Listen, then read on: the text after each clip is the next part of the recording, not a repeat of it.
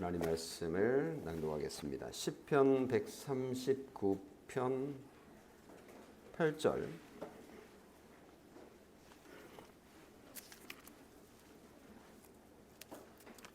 시편 139편 8절 한 절을 읽고 이사야서 57장 15절을 읽겠습니다. 내가 하늘에 올라갈지라도 거기 계시며 스올에 내 자리를 펼지라도 거기 계시니이다. 뒤로 이사야서 넘겨서 가보겠습니다. 57장 15절 말씀.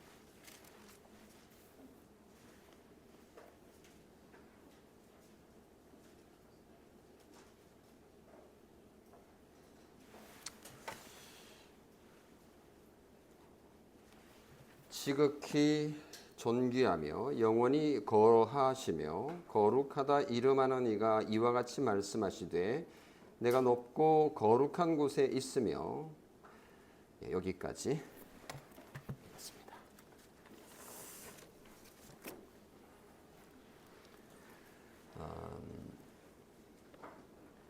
교리 따라 성경 암송 순서에 따라서 설교를 지금 이어가고 있는데요. 오늘은 교리 따라 성경 암송 13 그리고 14문을 가지고 말씀을 전하려고 합니다.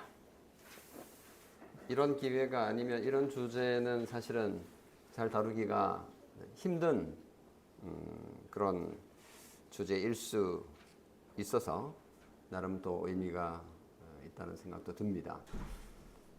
휴가철이라서 그런지 저희 몇 가정이 예배에 참여하지 못하는 상황 속에서 또 줌으로 들으시는 분들도 계시는데요.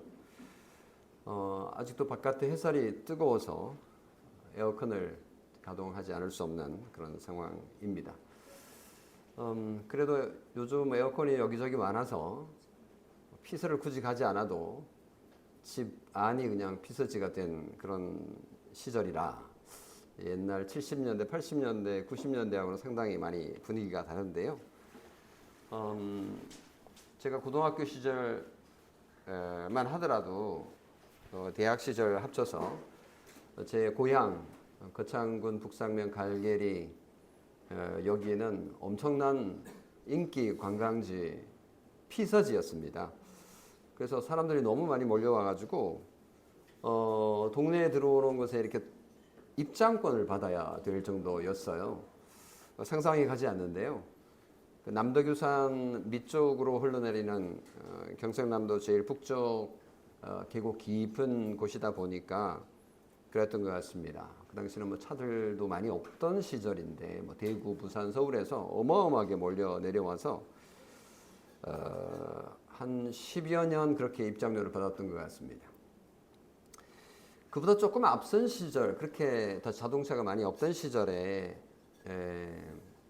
그쪽에 텐트를 치고 이렇게 젊은이들이 와서 여름에 며칠 피서를 하고 가던 그런 시절들이 있었는데요. 저도 그때 이제 친구들이 놀러 왔으니까 밤에 가서 텐트에 자면서 냇가에서 수영도 하고 그리고 밥도 해 먹고 더위를 식혔던 그런 기억이 있는데요. 지금도 잊지 못하는 그 한여름 밤의 그 경험을 정말 소중하게 간직하고 있는데 저녁이 되면 워낙 시골이다 보니까 불빛이 하나도 없는 거예요.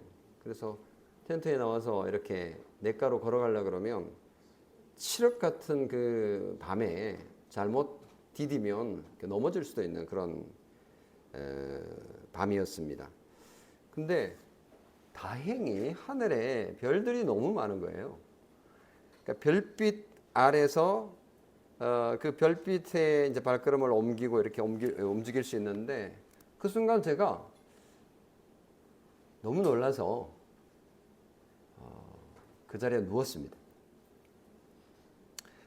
친구들 불러가지고 아직도 따뜻하게 기온이 낮에 따뜻한 그 뜨거운 햇살이 데펴놓은 바위 위에 큰 바위 위에 누웠어요.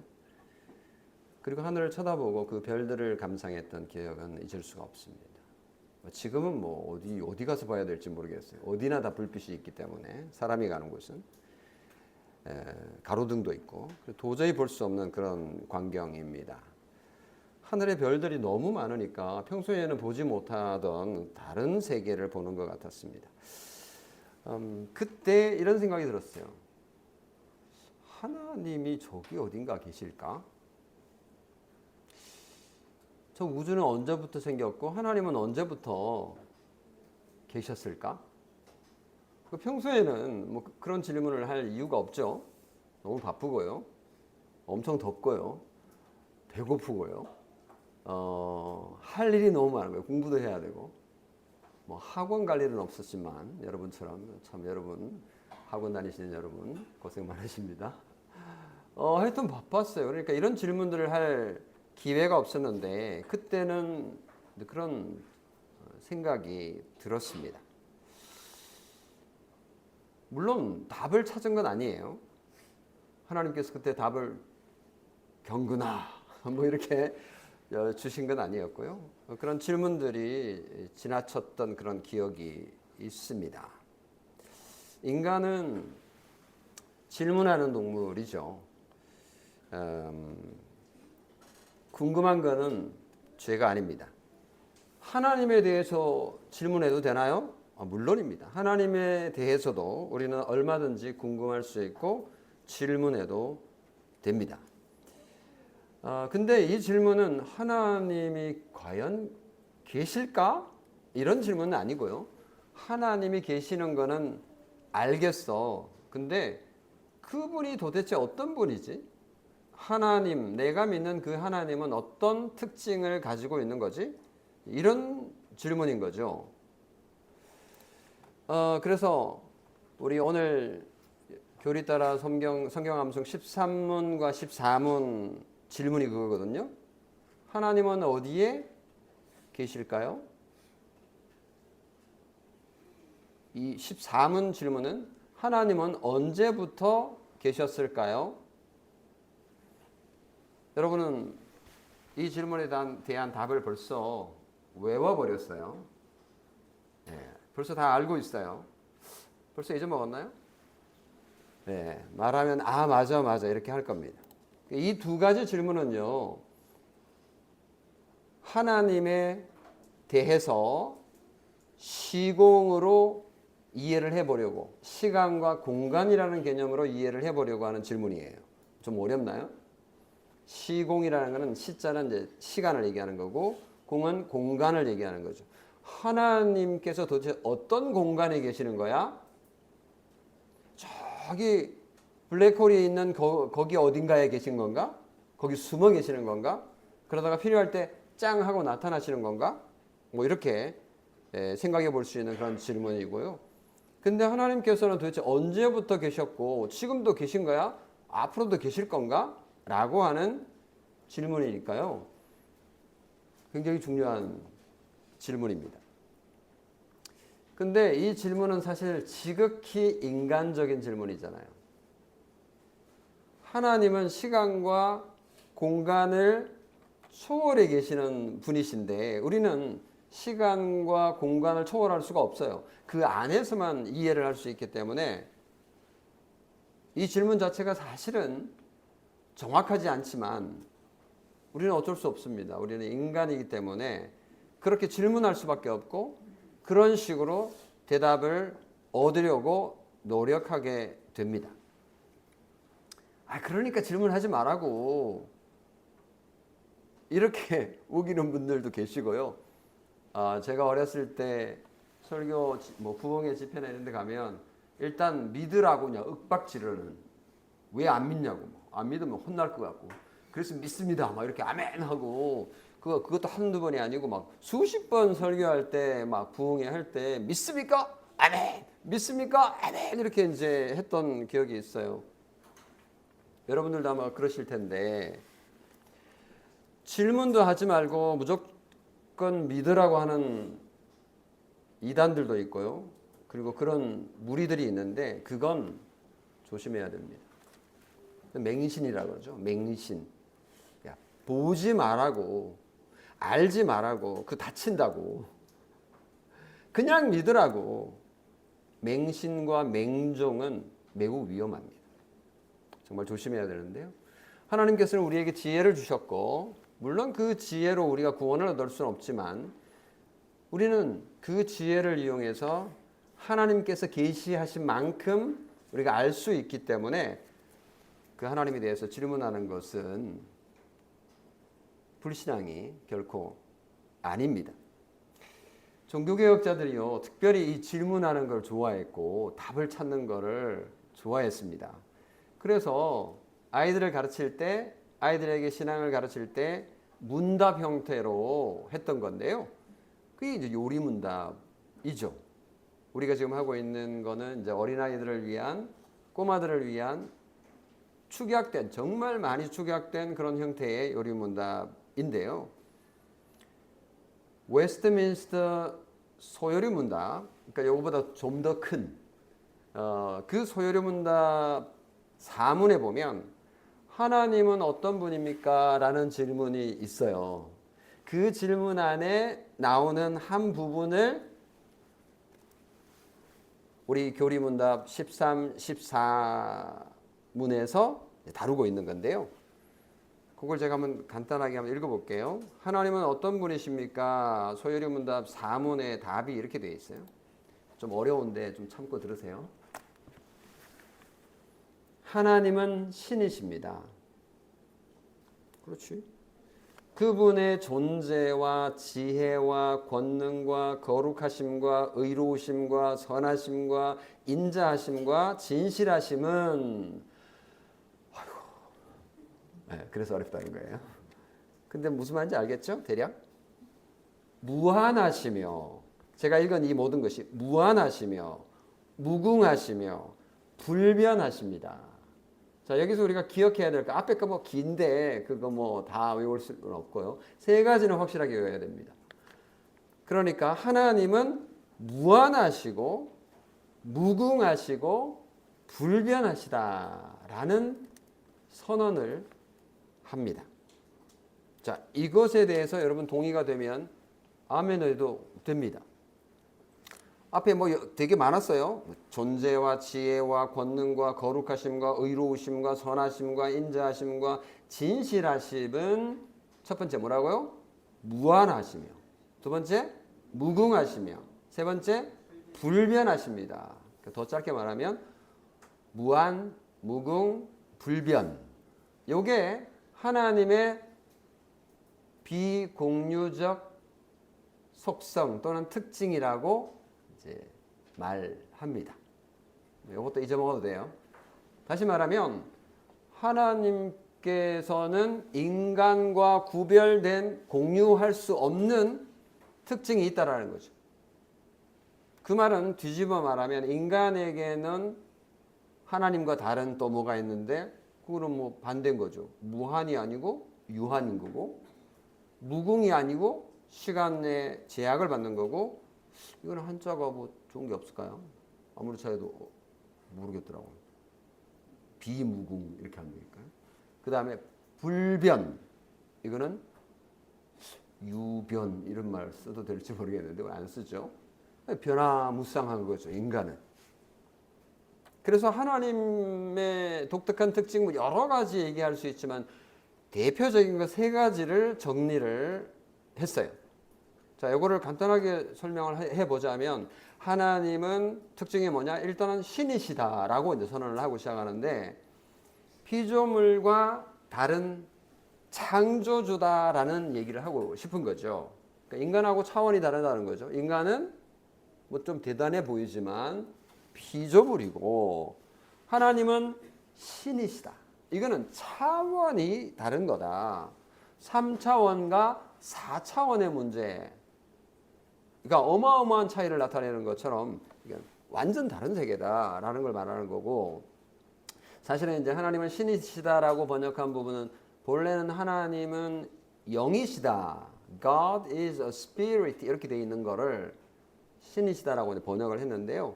나름 괜찮은 의역이라고 생각을 해요. 본래 이제 뭐 직역을 하자면 하나님은 영이시다 이렇게 해야 되는데 영 뭐야? 우리도 영혼이 있는데 영 그거하고 이제 헷갈릴 수 있기 때문에 여기서 말하는 거는 하나님은 우리와 다른 독특한 분이시다라는 것을 말하고자 하니까 신이시다라고 하는 거가 사실은 뭐 의미라고 볼 수 있으니까 번역이 잘 됐다고 저는 봅니다. 그래서 하나님은 인간과 달리 모든 점에서 특별하신데 그 특별한 가운데 무한과 무궁과 불변 거기에서 오늘 다룰 주제는 무한과 무궁에 속한 질문입니다. 첫 번째, 하나님은 어디에 계실까요? 우리가 눈으로 볼 수 없기 때문에 이 질문을 하는 거예요, 사실은. 뭐 숨바꼭질 하는데 어디 있지? 찾아야 되잖아요. 안 보이니까. 숨바꼭질 할 때 술래가 숨으면 안 보이잖아요. 그럼 찾아다녀야 돼요. 우리는 공간도 그렇고 시간도 그렇고 이게 공간의 문제잖아요.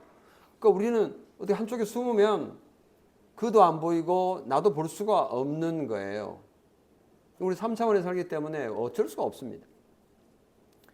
근데 하나님을 우리가 눈으로 볼 수 없으니 이런 질문을 할 수밖에 없는데 이 질문에 대해서 과학이 어떤 답을 줄 수 있을까요? 과학이 엄청 발전했기 때문에 그리고 과학자들은 되게 똑똑하잖아요. 엄청 똑똑해서 머리가 잘 돌아가는데 과학자들이 이런 답을 주면 오 좋겠는데 그래서 그렇게 시도를 해보는 사람들도 없지 않아 있지만 예수 믿지 않는 과학자들이 있긴 해요. 그 사람들이 하나님을 연구하긴 합니다. 눈에 보이지도 않는데 눈에 보이지 않는 신을 연구하는 과학적인 사고를 하는 학자들이 있어요. 그들이 누구죠? 주로 철학자들입니다. 철학자들은 눈에 보이지 않는 인간 세계에 그리고 하나님의 신에 대한 이런 것들을 나름 연구를 하죠. 그래서 하나님은 존재해 뭐 이런 적도 있고 하나님은 존재하지 않아 무신론을 따르는 사람들도 있습니다.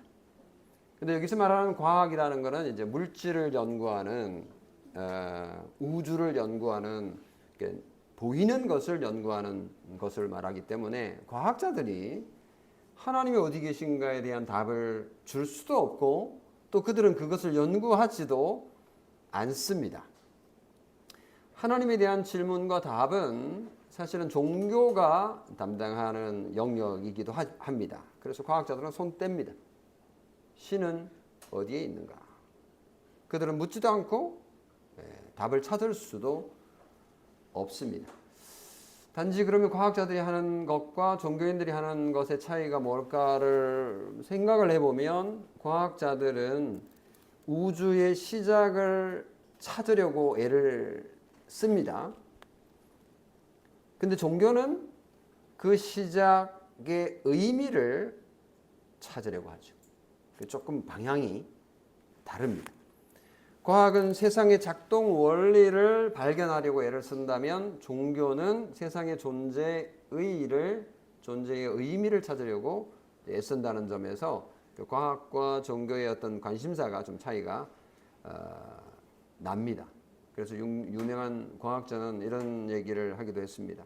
종교 없는 과학은 불구이고 불구 정상이 아니라는 거죠. 과학 없는 종교는 맹목이다. 이런 얘기를 했어요. 뭐 어느 정도 일리는 있구나 이런 생각이 듭니다.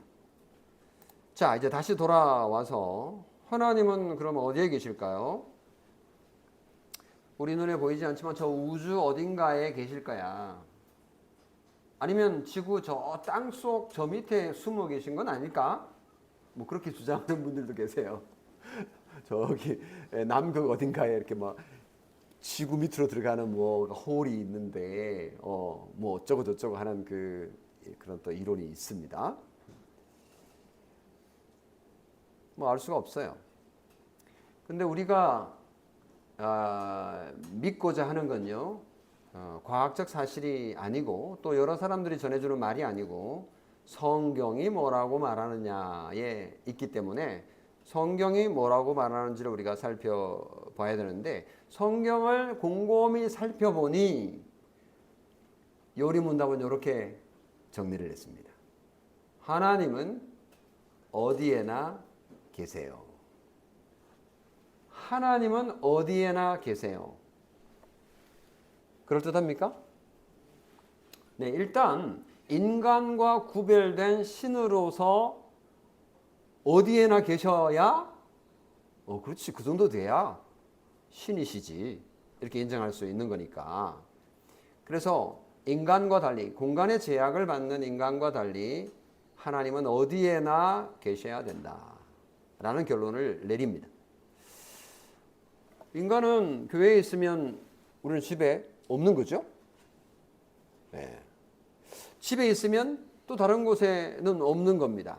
그러나 하나님은 어디에나 계십니다 라고 정리를 합니다.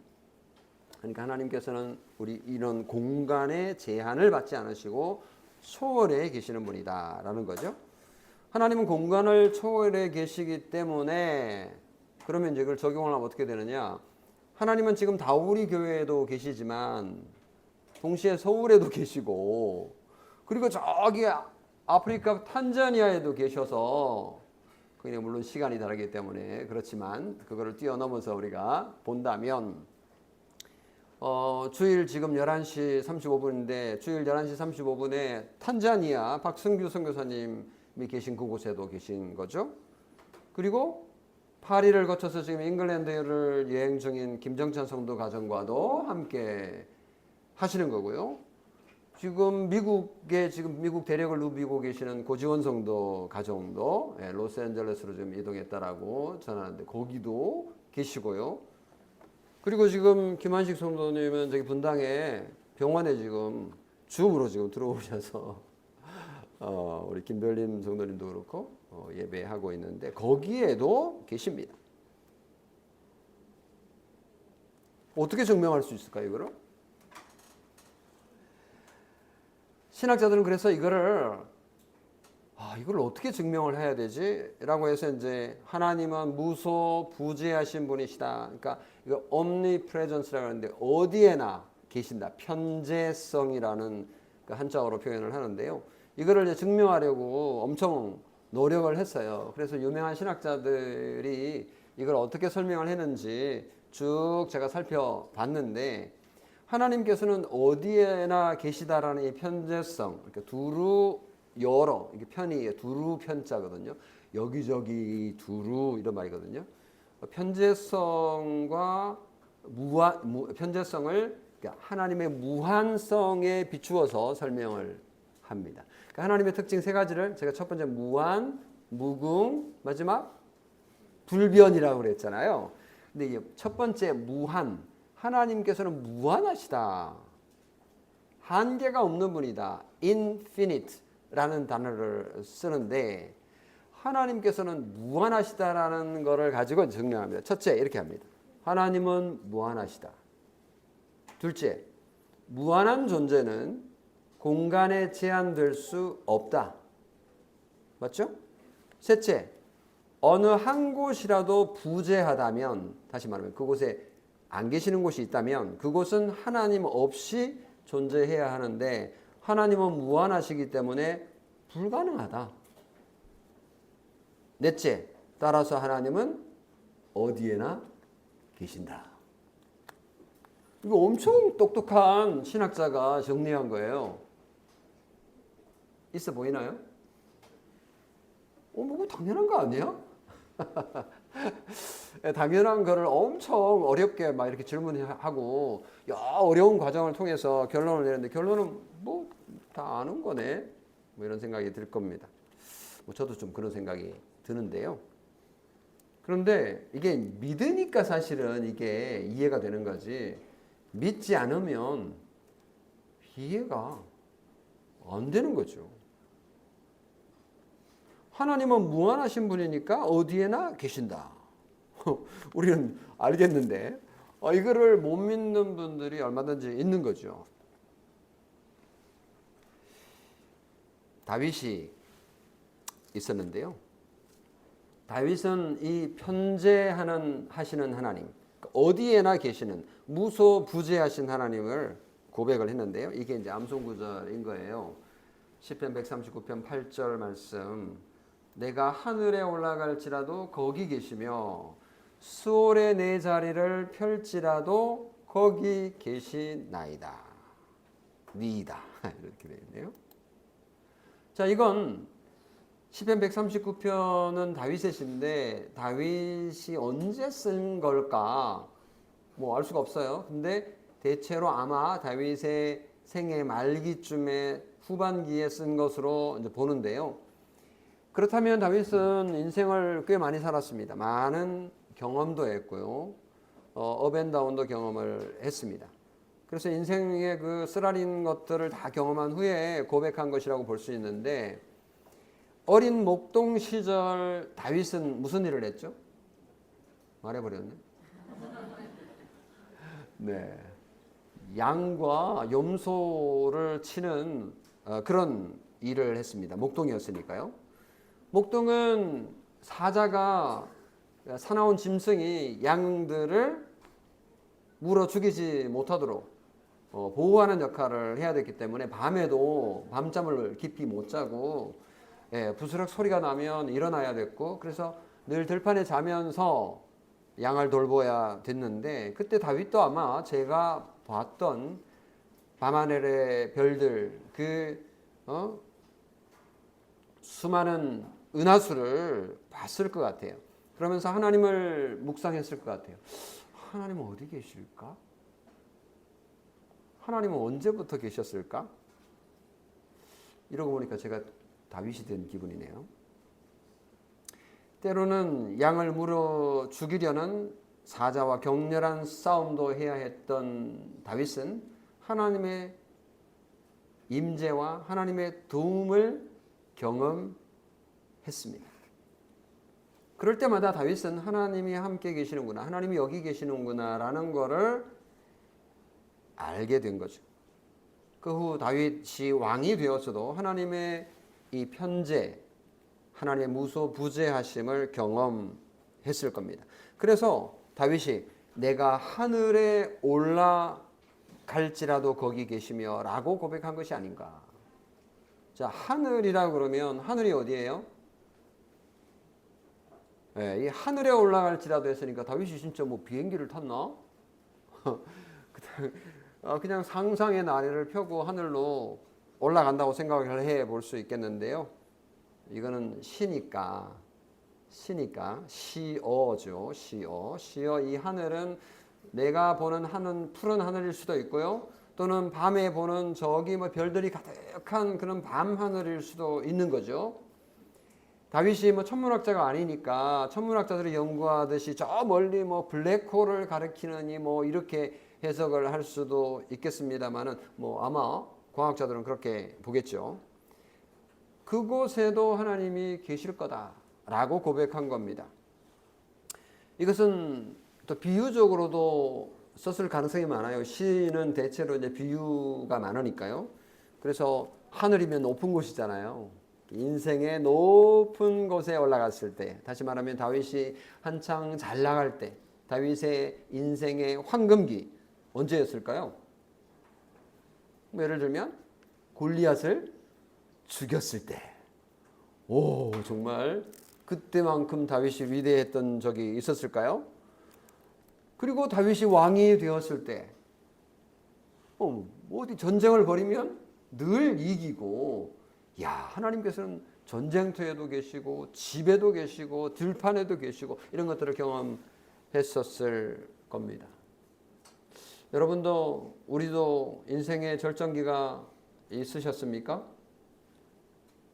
어린이 여러분은 앞으로 더 큰 절정기를 경험하게 되겠습니다만 엄마 아빠는 어쩌면 이미 고점을 찍고 이제 임금 피크스에서 이제 쭉 내려가야 되는 상황도 있는 분도 있고 어떤 분은 아직 더 올라가야 될 분도 있을 텐데 그럴 때 하나님께서 그곳에 계셨다라는 것을 고백하는 것이라고 볼 수 있죠. 이거는 그래도 뭐 비교적 신자에게 있어서 쉬운 부분입니다. 그런데 다윗이 두 번째 고백을 하죠. 스올에 내려가서 내 장막을 펼치라도. 이 스올이라는 말은 이거 히브리어를 그대로 번역한 건데요. 스올은 한글이 아닙니다. 한자어도 아니에요. 이건 소울이라고 하는 히브리어를 그대로 번역한 거예요. 근데 번역하기가 너무 애매하기 때문에 언젠가 제가 말씀을 드렸습니다만은 그냥 소울 그대로 쓴 거예요. 소울은 기본적으로 땅 밑 저 깊숙한 구덩이 뭐 이런 개념이에요. 그러니까 땅 속 저 막 음침한 그 습한 어두운 갑갑한 곳에 있는 건 뭘까요? 뭐 안 좋은 거예요. 일단은 뭐 지옥도 대표적인 경우. 그래서 소울은 지옥을 말하기도 하고, 하여튼 뭐 나락으로 떨어지는 거, 이거 좋지 않은 거예요. 그러니까 안 좋은 일들이 생기는 인생에 있어서 그곳에도 하나님께서 계신다. 지옥 같은 삶을 살고 있는 어려운 상황 속에 있는 우리 그런 장소에도 하나님께서 계시다라는 고백인 거죠. 이건 사실은 쉽지 않습니다. 저 다윗을 한번 예를 들어 생각해 봅시다. 다윗이 인생의 나락으로 저기 수월로 떨어진 순간을 생각해 볼 수 있는데, 그럴 때 하나님이 계시지 않을까요? 그곳에는. 그 어두운 곳에 왜 하나님이 계시겠어? 우리는 그렇게 생각할 수 있지 않습니까? 하나님은 높으신 분이기 때문에 높은 곳에만 계셔. 이렇게 상식적으로 생각할 수 있습니다만은, 다윗이 영적으로 나락에 수월로 떨어지는 순간 언제입니까? 여러분이 생각하는 그 순간, 다윗이 아름다운 여인 밧세바를 범하고 그의 남편 우리아를 죽이고 어마어마한 죄를 지었을 때. 요즘도 이런 죄를 짓는 사람이 있을까요? 이거는 뭐 진짜 뭐 완전히 뭐 무기징역. 아니 무기징역이 뭐예요? 사형감이죠. 어마어마한 죄를 지은 거죠. 근데 그곳에도 하나님이 계시다라는 것을 다윗이 고백한 것입니다. 다윗은요, 그뿐만 아니라 사랑하는 아들 압살롬이 자신을 내쫓아서 쿠데타를 일으켜가지고, 세상에요, 아버지 왕을 내쫓고 자기가 왕이 되겠다. 그래서 다윗이 눈물을 흘리면서 맨발로 다윗성을 도망가서 피난처를 찾아야 하는 그런 비참한 상황 속에 처하기도 했습니다. 말할 수 없는 어둠 속으로 수월로 내려갔던 그 경험을 다윗은 했죠. 정말 파란만장한 삶을 살았던 불쌍한 다윗. 앞에는 엄청 나쁜 다윗이었는데, 악한 다윗이었는데 지금은 좀 불쌍한 다윗. 다윗은 정말 자신의 삶 속에서 하나님께서는 어디에나 계시다라는 것을 경험했고, 그것을 믿음으로 고백을 합니다. 하나님께서 그 나락에도 계시다라는 걸 알고 하나님께 기도하고 하나님 의지하고 하나님의 자비하심을 바랬던 거죠. 이 믿음을, 이 신앙을 다윗이 시편 139편 8절에서 고백하고 있는 겁니다. 뭐 이와 비슷한 하나님의 무소부재하심에 대한 고백은 수많은 곳에서 발견할 수 있습니다. 야곱이 형의 살해 위협에 무서워 도망갈 때 하나님께서 함께 하시다라는 것을 경험했었는데요. 요나 선지자도 그렇잖아요. 요나 들어보셨죠? 요나가 하나님의 얼굴을 피해서 도망가려고 했습니다. 멀리 가면 하나님께서 따라오지 못하실 거다 생각을 한 거죠. 그래서 배를 타고 바다로 나갔습니다. 그런데 큰 폭풍을 만나서 난파될 시점에 요나는 그만 바다 속에 던져집니다. 그때 큰 물고기가 요나를 삼키고 그 속에서 3일 동안 갇혀 있습니다. 수월이죠, 수월. 요나서 2장 2절에 보면 이렇게 말합니다. 내가 고난 중에 여호와께 불러 아뢰었더니 주께서 내게 대답하셨고 내가 수월의 뱃속에서 부러지졌더니 주께서 내 음성을 들으셨나이다. 이거 보세요. 수월이라고 그러잖아요. 수월. 뱃속인데 수월. 이게 이제 비유죠. 성도 여러분, 우리도 이렇게 고백할 수 있을까요? 우리가 좋을 때나 슬플 때나 기쁠 때나 상황이 좋지 않을 때나 하나님께서 우리와 함께 계시다라는 것을 믿으십시오. 다윗이 고백한 것처럼 하나님께서는 어디에나 계시는 분이시기 때문입니다. 하나님은 우리가 아플 때도 거기 계시고 우리가 기쁠 때도 거기 계시며 함께 슬퍼하고 기뻐하시는 분이십니다. 하나님께서는 언제나 우리 곁에 계셔서 위로해 주시고 잘못된 길로 가지 않도록 막대기로 야단치시면서 도와주시는, 늘 우리와 함께 하시는 분이심을 믿으시기 바랍니다. 두 번째, 하나님은 언제부터 계셨을까요? 이거는 이제 시간, 타임 이슈예요. 첫 번째는 스페이스, 공간 이슈였다면 이거는 이제 타임, 시간 이슈인데요. 하나님은 언제부터 계셨냐? How long has God existed? 영어로 이렇게 되어 있는데 이 번역이 되게 어려워요. 애매해요. 하나님 것은 얼마나 오래 존재하셨나요? 직역하면 그런데 이건 본래 말하고자 하는 거는 그거가 좀 아니기 때문에 좀 의역을 해서 번역을 한 건데, 하나님은 언제부터 계세요? 이렇게 싹 바꿔서 번역을 했습니다. 인간은 태어난 날이 있죠. 그걸 뭐라 그래요? 생일입니다. 오늘 우리 임예찬 군 생일인데 8월 17일 오늘 딱 그날이네요. 엄마 아빠도 생일이 있고 할머니 할아버지도 태어난 날이 있지만 하나님은 생일이 없어야죠. 왜냐하면 하나님은 태어난 처음도 없고 마지막도 없으신 분이시기 때문에 그렇습니다. 시작도 없고 끝이 없으신 분이기 때문에 그래요. 그래서 이사야서 57장 15절에 보면 하나님은 존귀하시며 영원히 거하시며 이렇게 말하거든요. 그러니까 하나님은 영원히 거하신다. 다시 말하면 하나님은 영원하시다. 시작도 끝도 없으신 분이에요. 하나님을 인간의 시간 속에 가둬놓고 이해하려고 하면 이 영원성이라는 거가 이해가 되지 않습니다. 인간은 시작과 끝이 있죠.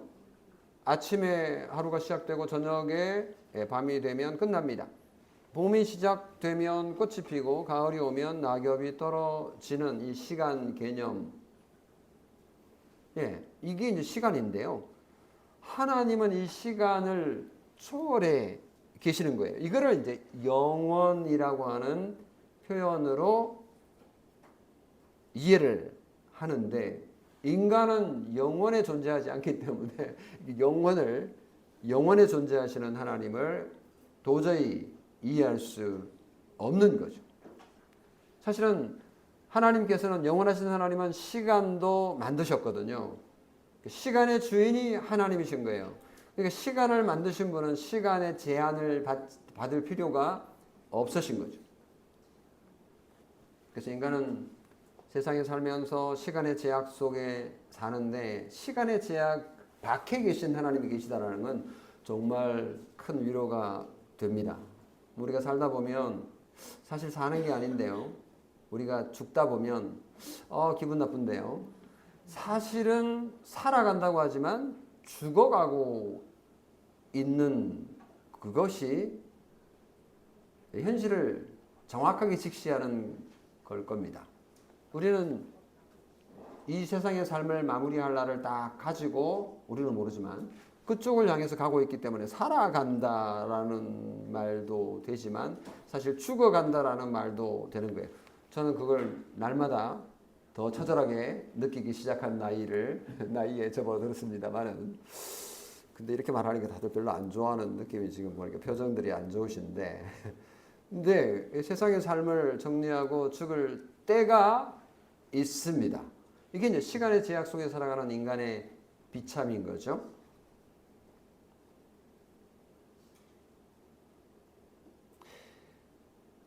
우리 인간이 시간 속에 갇혀 산다라는 대표적인 개념이 뭔지 아세요? 나이입니다. 나이. 몇 살이야? 아니 만으로 진짜 한국 나이로는 어떻게 되는 거야? 뭐 이런 거 있잖아요. 여기 이제 나이라는 게 이게 나이가 뭐야? 나이는 있는 거예요? 눈에 보여요? 네, 쓰면 보이기는 합니다만은 이게 이제 나이라는 게 이게 시간 개념이거든요. 인간은 시간의 제약을 받기 때문에 나이라는 것이 인간을 인간되게 하는 것이라고 볼 수 있습니다. 내가 왜 인간이냐? 시간 안에 존재해. 어떻게 알아? 너 나이가 있잖아. 그 나이가 60세야, 61세야 라고 말하는 거는 나는 인간이라는 뜻입니다. 근데 하나님은 하루가 1000년 같고 1000년이 하루 같은 시간을 초월해 계시는 분이신 거예요. 인간이 나이 때문에 생겨나는 여러 가지 제약들이 뭔지 아세요? 예를 들면 시간이 지나면 기억이 흐릿해져요. 시간 때문에 그런 거예요. 심지어 기억이 왜곡되기도 해요. 인정 안 하시는데 그럴 때도 있어요. 진짜로. 그게 점점 심각해지면 이제 치매라고도 하기도 하고요. 인간은 시간의 제약 때문에 기회와 선택의 제한도 받잖아요. 예를 들면 내가 인생을 살아왔는데 어느 한 인생에서 왼쪽으로 갈까 오른쪽으로 갈까 선택해야 됐는데 한쪽을 택해서 왔어요. 근데 뒤돌아보면서 그때 내가 이쪽으로 갔으면 뭐 잘 됐을 텐데 뭐 이런 얘기를 하는데요. 진짜 의미 없는 말이거든요. 그런 시간은 나에게 없어요. 그건 내 인생이 아니에요. 근데도 불구하고 우리는 시간의 제약이 있기 때문에 또 생각은 또 해요. 또 그걸 넘어서 가지고. 이게 인간이라는 뜻입니다. 인간에게 다시 한번 기회가 있으면 좋겠다라는 생각을 충족시켜주는 뭐가 있으면 되게 좋긴 하겠죠. 그게 뭐냐 하면 윤회 사상입니다. 윤회. 이거 들어보셨어요? 좀 어려운 말이긴 한데 돈다라는 거예요. 인생이 한 번으로 끝나는 게 아니고 계속 반복될 거야. 근데 지금 잘하면 나중에 더 좋게 태어날 거야. 근데 나쁜 짓을 하면 저 세상에서 나쁘게 태어날 거야. 그러니까 선을 행해야 돼. 요걸 가지고 종교를 만든 그런 얍삭한 종교가 있는데요. 주로 인도에서 생겨난 종교들입니다. 윤회 사상을 믿는 종교. 어떤 것들이 있어요?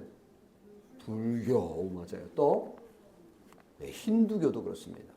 그리고 또 이거 몰라도 되는데 자이나교라는 것도 있고 시크교도 있고 뭐 이런 하여튼 인도에서 난 종교들은 주로 윤회를 믿는데 그 윤회는 인간의 시간의 제한을 극복할 수 있는 아주 달콤한 거를 제공하기 때문에 사람들이 오 괜찮다라고 본 거죠.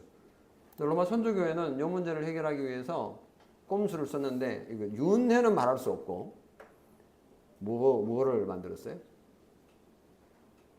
연옥이라는 걸 만들어가지고 그 연옥이라는 기간이 막 수십 년, 수백 년, 막 수천 년이 될 수 있다 이렇게 말하니까 선행을 하지 않으면 영원히 천국 못 간다는 얘기는 안 하고 아주 그거를 만들어가지고 교묘하게 했습니다. 인간은 시간을 되돌릴 수 없는 존재이지만 하나님께서는 시간을 초월하시고 공간을 초월해 계시는 분이십니다. 하나님은 변함이 없으시고 소멸하지 않으시는 분이십니다. 그렇기 때문에 우리가 언제든지 그분에게 가서 도움을 요청할 수 있고 그분에게 의지할 때 그분의 덕을 그분으로부터 좋은 것을 얻어낼 수 있는 거죠. 세상은 변하고 사람도 변하지만 하나님은 믿으실 만한 분이시고 그분은 영원히 계시며 우리를 사랑하고 돌보시겠다고 약속하시는 분이시기 때문에 우리는 그분을 의지할 겁니다. 우리는 놓치고 후회하고 실패하지만 하나님은 절대로 후회하는 법이 없으신 분이십니다. 왜냐? 영원하신 분이시기 때문입니다. 성도 여러분, 오늘 하나님의 특징, 하나님의 속성에 대해서 배웠는데요. 우리가 믿는 하나님, 우리를 사랑하는 하나님은 어디에나 계시며 언제나 계시는 분이시기 때문에 우리를 지키시고 우리를 공감하시고 우리를 구원할 수 있는 무한하고 영원한 하나님이심을 믿으시기 바랍니다. 기도하겠습니다. 하나님 감사합니다. 저희가 어디에 있든지 항상 함께 계시고 저희를 돌보아 주시는 하나님을 찬양합니다. 영원하신 하나님을 믿고 의지하기를 원합니다. 우리는 시시각각 변화무쌍하지만 하나님은 변함이 없으신 분이심을 믿습니다. 하나님의 사랑과 하나님의 인자와 하나님의 은혜와 하나님의 긍휼과 하나님의 공감을 의지합니다. 하나님의 하나님됨을 믿어 의심치 않으므로 하나님께서 우리에게 주시는 그 복을 다 누려 살기를 바라오며 예수 그리스도의 이름으로 기도합니다. 아멘.